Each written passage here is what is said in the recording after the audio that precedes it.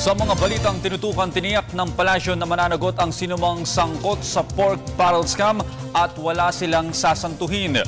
Ito'y maring namang itinanggi ng palasyo ang lumabas na ulat na may lumapit daw na mamabatas sa Pangulo upang siya ay huwag sampahan ng kaso na maring namang pinabulaanan ng palasyo. Balitaan mo kami, Elena Luna. Tiniyak ng palasyo na paiiralin ang tamang proseso at hindi may kipag-areglo ang gobyerno kaugnay ng isinampa at mga isasampa pang reklamo sa ombudsman sa usapin ng pork barrel scam.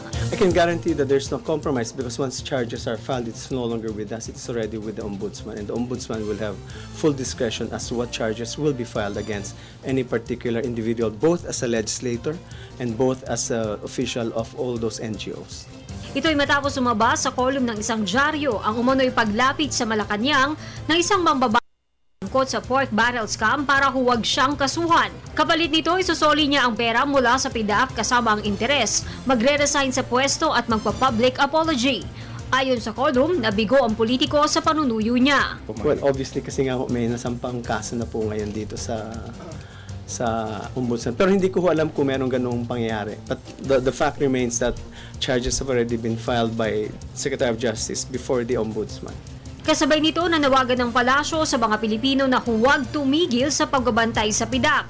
Sinabi ito ng kalihim matapos ihayag ni Ombudsman Conchita Carpio Morales na maaaring abutin ng 1 taon bago matapos ang pagsusuri sa mga ebidensya ng 10 bilyong pisong pork barrel scam na inihain sa kanilang ahensya.